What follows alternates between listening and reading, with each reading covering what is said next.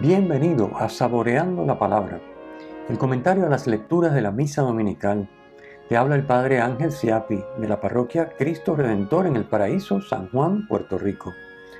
Recuerda que en la descripción están las citas bíblicas de las lecturas, el enlace al guión de la Lección Divina, el enlace a los apuntes del comentario y la dirección de la página web de la parroquia Cristo Redentor. En el nombre del Padre, del Hijo y del Espíritu Santo. Amén. Oh Dios, que manifiestas tu poder, sobre todo con el perdón y la misericordia, aumenta en nosotros tu gracia, para que aspirando a tus promesas, nos hagas participar de los bienes del cielo. Por nuestro Señor Jesucristo, tu Hijo, que vive y reina contigo en la unidad del Espíritu Santo y es Dios, por los siglos de los siglos. Amén. En este domingo 26 del tiempo ordinario, ciclo B, nos encontramos con unas lecturas que, como siempre, traen una gran enseñanza muy sustanciosa. Nos hablan sobre el bien que no debemos descartar, rechazar o apagar, venga de donde venga, y del mal que es necesario combatir y eliminar, venga de donde venga, sobre todo cuando proviene de nosotros mismos. Entonces, va por estas dos líneas. La primera lectura de hoy, tomada del libro de los Números, nos narra el episodio donde Moisés, agobiado por el pueblo tan numeroso que tiene que gobernar y al que tiene que impartir justicia él solo, pues decide seguir el mandato del Señor. Dios le manda a elegir 70 ancianos. Esta es una institución muy importante en el pueblo de Israel, jefes de familia, a los cuales se les va a comunicar parte del espíritu que poseía Moisés. Moisés los cita en la tienda de reunión que estaba fuera del campamento y allí Dios manifiesta su presencia mediante el símbolo de la nube. Y tan pronto Dios desciende en la nube, allí mismo comienzan a profetizar. Pero resulta que de los 70 había 2 que no habían acudido, no habían ido a la tienda de reunión. Y también reciben el Espíritu y comienzan a profetizar en el campamento. Entonces Josué, ya sabemos que era el ayudante de Moisés, va a quejarse inmediatamente a Moisés, a decirle, pero mira, estos están profetizando y no acudieron a la tienda, o sea, no se les puede considerar parte de los 70 porque no fueron, no se sometieron a la norma que decía que había que ir a la tienda de reunión y allí esperar al Señor que iba a distribuir parte del Espíritu sobre ellos. Obviamente la respuesta de Moisés es: ¿por qué quieres apagar el bien que Dios está haciendo de ellos? La profecía, es decir, recuerden que profecía no es adivinar el futuro o hablar sobre cosas futuras, indicando lo que va a suceder. Profetizar es hablar de parte de Dios, sean cosas futuras o sean cosas presentes. Así que la profecía, en este caso, inspirada por el Espíritu de Dios que reciben estos 70, 68 en la tienda de reunión y 2 que se habían quedado en el campamento, es Dios mismo el que los suscita y es Dios mismo el que se va a servir de estas personas para hacerse presente en medio de su pueblo, ayudando a Moisés a gobernarlo. Entonces, la respuesta de Moisés es muy lógica y muy sensata. Si han recibido el don, vamos a alegrarnos. Incluso dice Moisés, ojalá todo el pueblo recibiera el don de profecía y recibiera el Espíritu, ¿verdad? Ojalá todo el pueblo pudiera, porque eso redunda en beneficio de todos. O sea, los dones que el Señor reparte a cada uno de nosotros son para servirnos unos a otros. Claro, la visión de Josué es una visión exclusivista, es una visión egoísta, donde, oye, si no es de los míos, no puede ser. Si no hace lo que se le dice, este no sirve. Bueno, es decir, pero si Dios obra a través de esas personas, fíjense que aquí nos invita a la lectura, igual que el Evangelio que retoma este tema, nos invita a examinarnos, cada uno de nosotros, hasta qué punto estamos apagando o rechazando o descartando el bien que Dios obra por caminos que no son los que nosotros esperamos que sean, por personas que no son las que nosotros anticipamos que puedan obrar de parte de Dios. Pero Dios, el Espíritu, obra como quiere y donde quiere. No lo podemos restringir. Ninguno de nosotros, ni Moisés, ni nadie tiene el monopolio sobre el actuar de Dios y su Espíritu.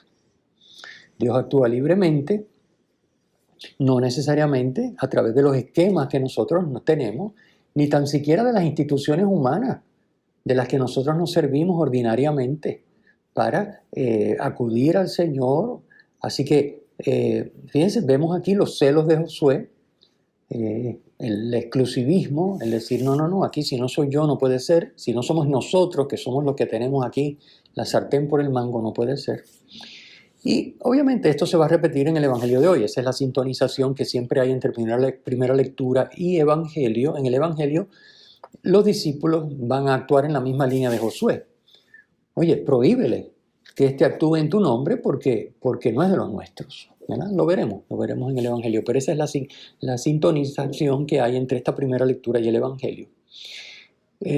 Obviamente en el Evangelio la respuesta de Jesús va en la misma línea de la de Moisés. Bien, pausemos un momentito sobre este tema para entrar en la segunda lectura, que es una lectura fantástica, ¿verdad? Hemos venido leyendo Santiago, ya hoy es el último domingo que lo leemos. Próximo domingo cambiamos de segunda lectura, ya no es de Santiago. Pero el texto de hoy de Santiago, como siempre, muy práctico, muy directo y muy incisivo. Santiago nos habla sobre el tema de las riquezas. Y lo primero que hay que decir es que las riquezas no son malas en sí mismas. O sea, cuando la Biblia o por ejemplo el pasaje de hoy, Santiago, en general, condena la riqueza, no está condenando realmente la riqueza en sí mismo, el poseer la riqueza. Fíjense que no es malo ni es pecado poseer mucho dinero ni muchos bienes materiales. ¿Cuál es el problema? El problema es que el dinero y los bienes materiales se pegan. Por lo tanto, es bien difícil mantenerlos a raya cuando las cantidades son altas o cuando estamos muy apegados, porque puede ser que tengamos poquitos bienes, pero sumamente apegados, ¿no? Vivimos y morimos, como decimos, por ellos, aunque sean 4 chavos lo que hay, pero vivimos y morimos por ellos, ¿no? Estamos dispuestos, qué sé yo, si pago algo y me cobran $2 menos, yo no digo nada, aunque sean $2, pero bendito sea Dios. O sea, pecamos contra la justicia por $2. Pero a veces estamos tan apegados que hasta eso, ¿verdad? Faltamos a la justicia, a la caridad hacia esa persona que a lo mejor tiene que reponer ese dinero en la caja registradora. Un error que pudo tener, en vez de nosotros decirle, mira, te equivocaste, me diste $2 de más, tómalos, aquí los tienes. Pero estamos apegados al dinero y a la riqueza, aunque sean $2. Entonces, el problema no son las riquezas, el problema es que se pegan. Y que cuanto más dinero tenemos, o cuanto más apegados estemos, aunque sea poco, como he dicho, más vigilantes tenemos que estar porque se convierten en un obstáculo, en un escándalo, como explicaremos ahora al comentar el Evangelio, en un obstáculo para nuestra salvación y las de los demás, cuando los manejamos según la lógica egoísta del mundo, sea mucho, sea poco. Las riquezas son un don de Dios, por lo tanto son buenas. Pero, ¿dónde está el problema con las riquezas? Que no las usamos. ¿Dios para qué nos da los dones? Para que nos amemos unos a otros, para que nos sirvamos unos a otros, buscando el bien los unos de los otros. No para servirme yo y buscar yo mi interés a costa del perjuicio ajeno. Ahí está el problema. Y repito, como las riquezas se pegan, es tan fácil, incluso en cosas que a veces ni les damos importancia, como el ejemplo que acabo de poner. Eso no es nada. Pues sí es algo, porque eso es síntoma de que estás apegado a la riqueza, de que estamos nosotros apegados, y aún en lo poco, como dice el mismo Jesús en el Evangelio, el que no es de fiar en lo poco, oye, tampoco lo va a hacer en lo mucho. Entonces, a veces por eso el Señor nos tiene apretados, porque si nos diera más, seríamos más egoístas, obraríamos peor todavía, seríamos más engreídos y más orgullosos pensando que lo que tenemos es porque lo hemos ganado nosotros, cuando en realidad todo es don de Dios. Así que este es el problema de las riquezas. No son malas en sí mismas, no es malo ni es pecado poseer dinero ni bienes materiales, pero es muy fácil fallar si no somos vigilantes y estrictos con nosotros y nos dejamos llevar por lo que el mundo nos bombardea a todas horas. Entonces, Santiago presenta en la lectura de hoy, que es cortita, pero 2 ejemplos muy interesantes. El primer ejemplo es el de las riquezas, que se gastan en lujos, no en comer ni en vestir, en lujos, y se ignora a los que no tienen lo necesario para vivir. Tenemos personas que pasan hambre, tenemos quizás vecinos, a lo mejor envejecientes, solos, en fin, cada uno conoce su situación, en su ambiente y en su entorno. Y en vez de, luego de cubrir nuestras necesidades, incluso algunos gustos moderados, vivir sobriamente y utilizar ese excedente, luego de tener a lo mejor una buena reserva para un imprevisto. O sea, no estamos diciendo vivir al día en la calle y no, y regalarlo todo. No es eso. Lo que pasa es que a nosotros se nos carga la mano del otro lado. Se trata de que yo pueda, después de cubrir mis necesidades y vivir sobriamente, incluso, repito, con algunos gustos, tener la caridad, la generosidad de compartir lo que tengo con aquellos que no tienen lo necesario para vivir, que les falta, que no tienen, a lo mejor para comer, a lo mejor para vestir, a lo mejor para medicamentos, ¿no? Entonces este es el primer ejemplo que nos pone Santiago. Riqueza que gastamos en lujos innecesarios, mientras hay personas que no tienen lo necesario para vivir. Y nosotros con lujos. Segundo ejemplo, las riquezas que se alcanzan a base de injusticias. Y el ejemplo que trae Santiago es el de fraudes y asesinatos. Obviamente nosotros no creo que estemos en la línea de los asesinatos, pero a veces sí en el de fraudes. Si mentimos en la declaración de impuestos, estamos cometiendo un fraude. Si nos quedamos con un cambio que no nos corresponde cuando pagamos una mercancía o un servicio, estamos cometiendo un fraude, aunque sean $2, como dije. Así que esas injusticias cometidas contra los pequeños, que Jesús nos va a hablar ahora en el Evangelio y que vamos a comentar, que ya vimos la semana pasada con el ejemplo de los niños, el niño que Jesús pone en medio de los 12. Es decir, ¿quiénes son los pequeños? Los que no saben o no pueden o no tienen poder para defenderse. ¿Okay? Así que, por ejemplo, el cajero no sabe que me ha devuelto de más y yo me lo llevo tranquilamente dándome cuenta porque pienso que, bueno, eso es problema de él. Si es tonto, allá él. Y resulta que el cajero, que a lo mejor vive apretadito para cubrir sus gastos y los de sus hijos, ahora tiene que reponer ese dinero porque obviamente la empresa no lo va a perder. Si el error es del cajero, lo paga el cajero. Entonces, eso se llama fraude. Y eso es una injusticia contra los pequeños a los que se refiere Jesús en el Evangelio de hoy. Así que, hermanos, valdría la pena que nos examináramos sobre esto. Y sobre todo, valdría la pena que repasáramos qué porción de nuestros bienes e ingresos dedicamos a servir versus la porción que dedicamos a servirnos, a darnos gustos, incluso lujos, que no son necesarios para vivir. Porque no son necesarios ni por nuestra posición, ni por nuestro desempeño laboral, ni por nuestra, no sé, situación de relaciones que requiere, pues, qué sé yo, que vistamos de cierta manera o que andemos en ciertos transportes, porque claro, obviamente sí, obviamente uno se dedica, qué sé yo, a vender unos servicios intangibles, ¿verdad? Como puede ser seguro, y uno llega en una motorita que se está cayendo en canto, pues la gente dice, este señor, yo a este no le compro nada. Entonces hay que, dependiendo de a qué nos dedicamos, pues sí, es necesario invertir unos dineros en transportarnos adecuadamente, en vestir adecuadamente, la ropa que llevamos, en fin, a lo mejor tiene que ser un poquito más que lo normal. Pero estamos hablando aquí de los excesos. Y los excesos a veces, fíjense, si no nos vigilamos, y para vigilarse no es solamente mirarse, es necesario cultivar la oración personal, es necesario cultivar la lección divina, la lectura y meditación de la palabra, es necesario a veces hasta tener un director espiritual que nos enfoque las cosas correctamente, porque si nuestro director espiritual son los medios de comunicación y el mundo, ¿qué nos van a decir? Que nada es suficiente, que por mucho que tengamos, eso es poco, nos merecemos 1000 veces más. Entonces, claro, ante un estado mental que se apoya en ese tipo de criterio, bueno, pues ya tenemos aquí, ya está ocurriendo con nosotros lo que Santiago está avisando en esta lectura.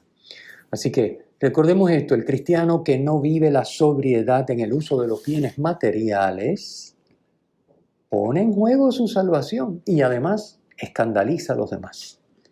Es decir, hace tropezar a los demás que dicen, pero mira ¿en qué gasta? ¿En qué bota, podríamos decir, el dinero cuando hay tanta necesidad en el mundo?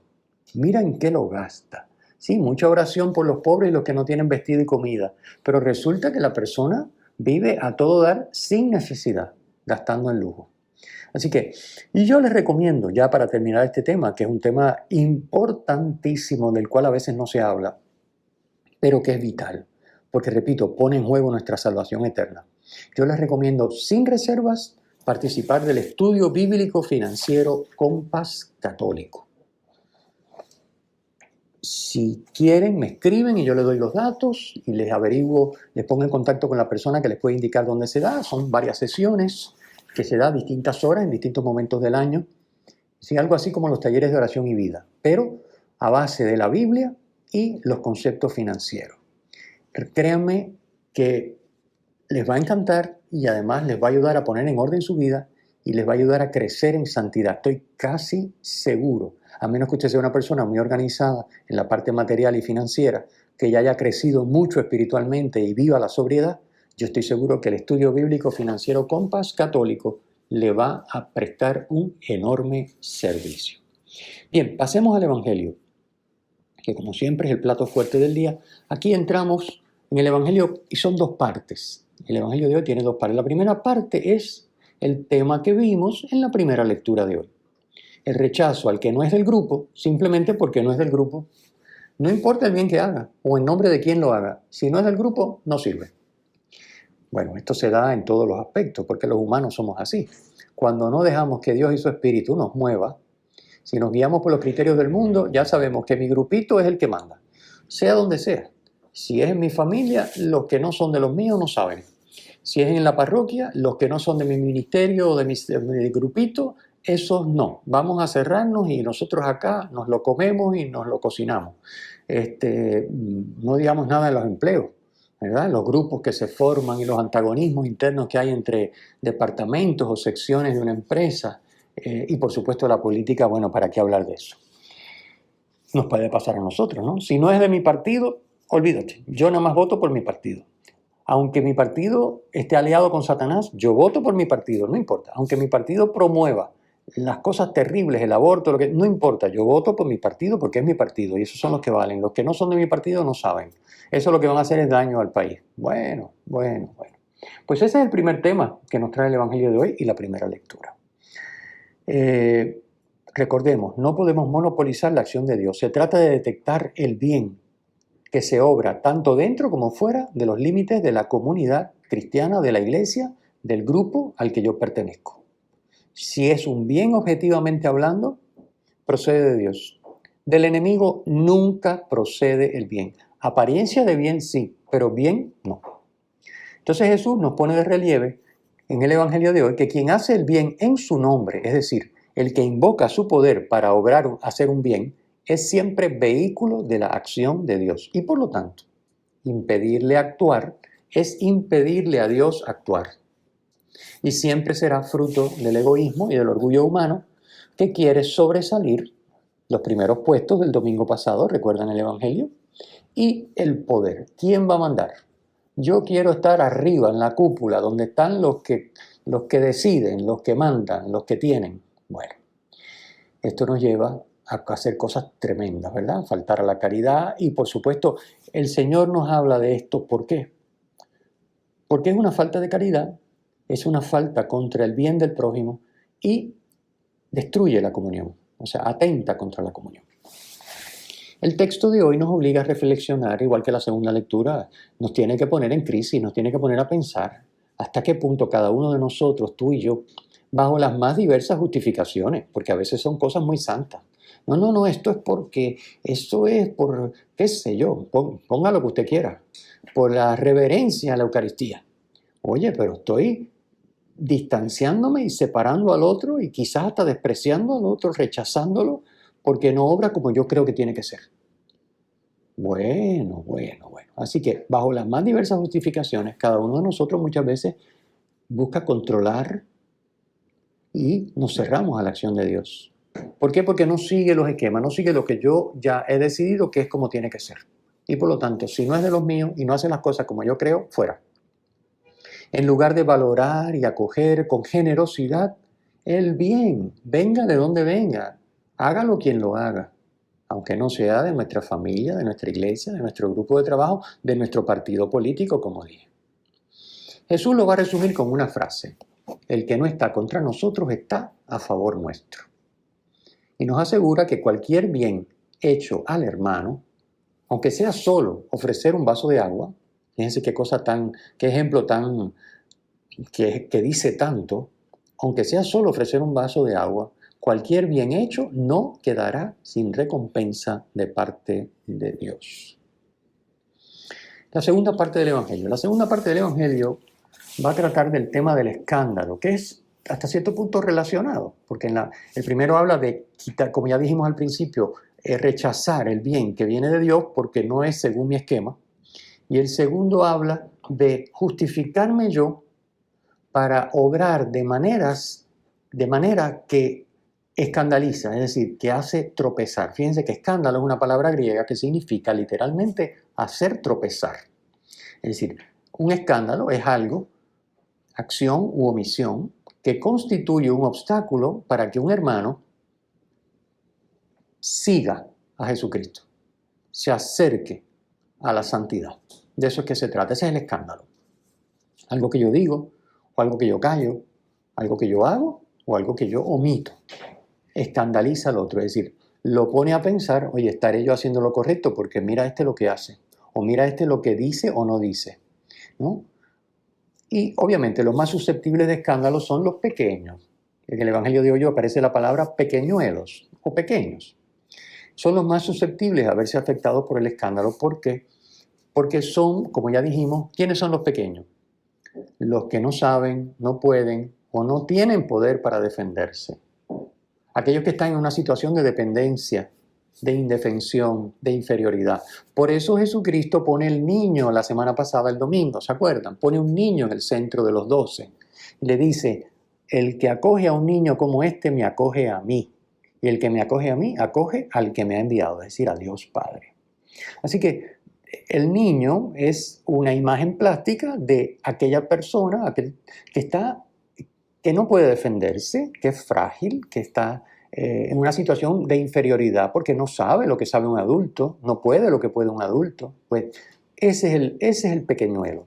No es porque tenga corta edad, no es porque sea niño por el hecho de que es niño, que es tierno y que... No se trata de eso. Se trata de la situación de indefensión y de dependencia. Eso es lo que destaca en el niño y lo que lo hace ser ejemplo del pequeño, que es más susceptible de verse escandalizado, ¿okay? De que se le haga más difícil porque obviamente no sabe, no puede. Entonces, al ver mi acción mala, pues obviamente se desvía con mayor facilidad del camino del seguimiento de Cristo.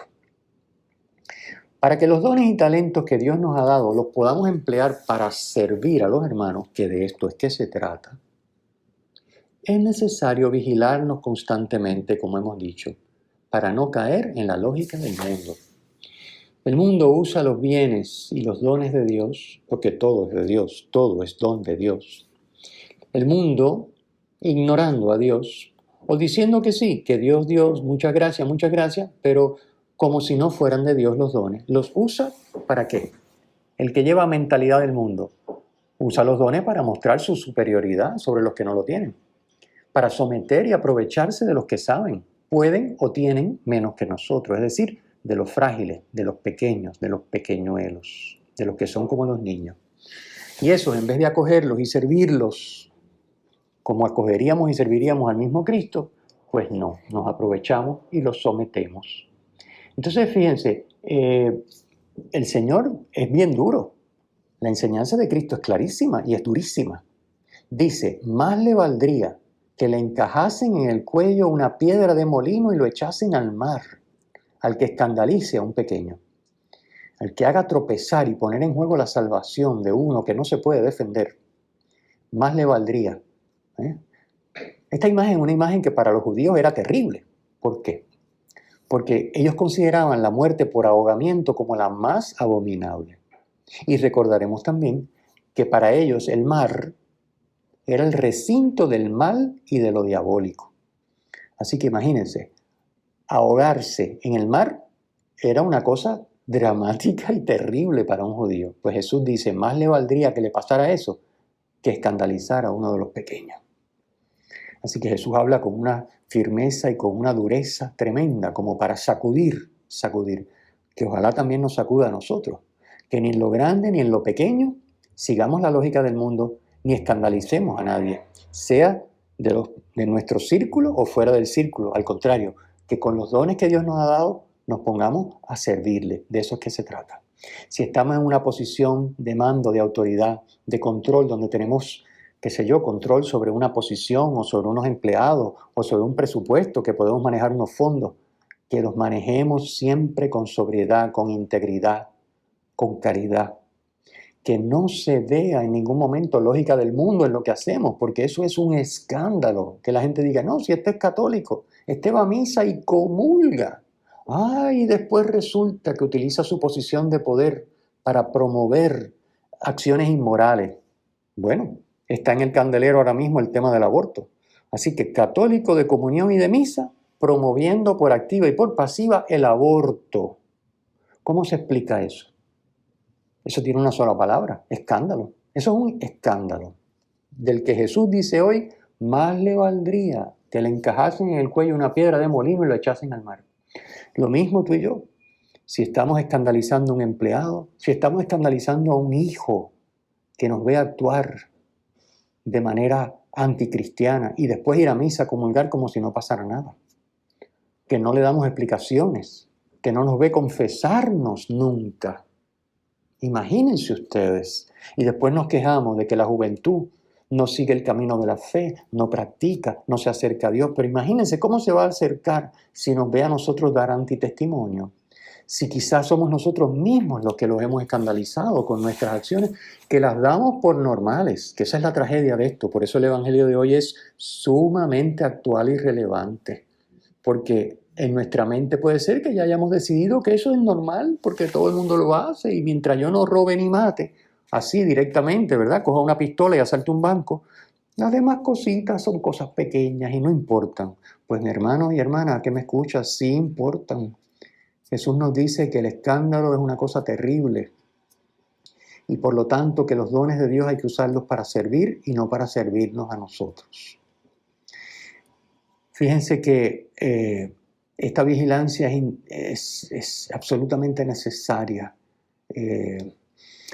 La segunda parte del Evangelio, de esta segunda parte, podríamos decir que esta segunda parte del escándalo se divide en dos, ¿verdad? El escándalo a terceros y podríamos llamarle también el escándalo a nosotros, es decir, lo que nosotros hacemos, que entendemos que no tiene nada de particular porque esa es la justificación más común, todo el mundo lo hace y no, es una cosa pequeña.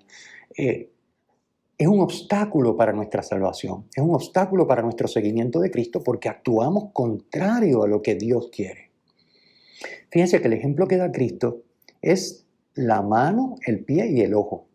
La mano y el pie son instrumentos ¿de qué? La mano de la actividad, el pie del movimiento y el ojo representa el deseo. Así que, por ejemplo, cuando se habla de un ojo malo, ojo malo es la expresión que aparece en el Evangelio en el original y lo traduce como envidia, ¿verdad? Para nosotros, ojo malo no significaría, bueno, tiene que ir al oculista. No. Ojo malo significa la envidia. Entonces, aquí Jesús pone la mano, el pie y el ojo. Cuando la actividad, el movimiento y los deseos van mal, si tu mano te hace pecar, si tu mano te obstaculiza el seguimiento de Cristo, si tu pie, si tu ojo te obstaculiza el seguimiento de Cristo, hay que corregirse de inmediato. Y la expresión que utiliza Jesús, obviamente que no la podemos tomar literalmente al costo, Cristo no está diciendo ampútese la mano, sáquese los ojos y quédese ciego, no está diciendo eso. Pero es una manera dramática de expresar una cosa que es de vida o muerte. Es decir, de la misma manera que cuando uno está enfermo, si usted tiene una enfermedad en una mano y la única manera de salvarlo a usted es cortar la mano, pues se amputa la mano o el pie, ¿verdad que sí? Bueno, pues Jesús está utilizando ese mismo ejemplo tan dramático como eso. Más vale quedarse cojo o manco o ciego que perder la vida eterna, ir a la muerte eterna. Entonces, es necesario corregirnos, cueste lo que cueste. Ese corregirse, cueste lo que cueste, está representado por la imagen de cortar. Imagínense ustedes cortar un brazo, cortar un pie, sacar un ojo. Es decir, no importa que el costo sea altísimo, más alto es perder la vida eterna. Finalmente, una palabrita sobre la palabra Gehenna, que se traduce por infierno habitualmente. La Gehenna era un lugar al sur de Jerusalén que bajo los reinados de Acaz y de Manasés, estamos hablando de los siglos VIII y VII antes de Cristo, allí se habían ofrecido sacrificios a las divinidades paganas, incluso sacrificios de niños, una cosa terrible, ¿verdad? Y posteriormente se extendió la creencia de que en aquel valle sería el juicio universal. En aquel valle iba a llevar a cabo el juicio universal al final de los tiempos. Después, poco a poco, este sitio, este lugar llamado Gehenna, se había convertido en un lugar de castigo para los condenados. En tiempos de Jesús, los hebreos, por desprecio, lo habían convertido en vertedero público, en el que eran quemados los desechos hasta destruirlos. La cita de Jesús está tomada del profeta Isaías, capítulo 66, versículo 24, donde dice: echado al abismo, donde el gusano no muere y el fuego no se apaga. Y esta Gehenna y este gusano y este fuego que no se apaga son imágenes de un sufrimiento eterno por haber perdido la vida eterna. Lo único que vale la pena, aquello para lo que tú y yo hemos sido creados por Dios, participar de la divinidad. Entonces, por eso, si hay que cortar por lo sano, como decimos en el refrán, pues cortemos por lo sano.